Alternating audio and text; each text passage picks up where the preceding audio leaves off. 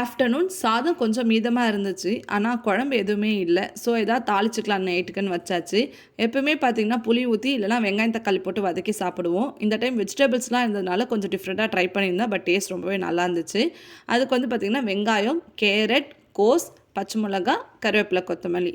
தாளிப்புக்கு பார்த்திங்கன்னா ஒரு வாணலில் 2 ஸ்பூன் எண்ணெய், கடுகு, சீரகம் போட்டு நல்லா வதங்கினதும் கருவேப்பிலை, பச்சை மிளகா, வெங்காயம் வதக்கிட்டு இஞ்சி பூண்டு பேஸ்ட்டு சேர்த்து நல்லா வதங்கின பிறகு கோஸும் கேரட்டையும் சேர்த்துட்டு அதுக்கு தேவையான உப்பு போட்டு நல்லா வதக்கிக்கோங்க. காய் நல்லா வதங்கின பிறகு 2 முட்டை, அதுக்கு தேவையான உப்பு, அதுக்கு தேவையான மிளகுத்தூள் சேர்த்துக்கோங்க. சேர்த்து நல்லா மிக்ஸ் பண்ணிவிடுங்க. இதுக்கு மசாலா பார்த்திங்கன்னா இன்றைக்கி வந்து வெறும் மிளகாய் தூளும் சிக்கன் மசாலாவும் ஆட் பண்ணியிருக்கேன். சிக்கன் மசாலா இல்லை மட்டன் மசாலா எது வேணாலும் ஆட் பண்ணிக்கலாம். நல்லா வந்து மசாலா வாசனை போன பிறகு ரைஸை போட்டு நல்லா மிக்ஸ் பண்ணிவிட்டு கொத்தமல்லி தூவி இறக்குனீங்கன்னா சூப்பரான வந்து ரைஸ் வந்து ரெடி ஆகிடும்.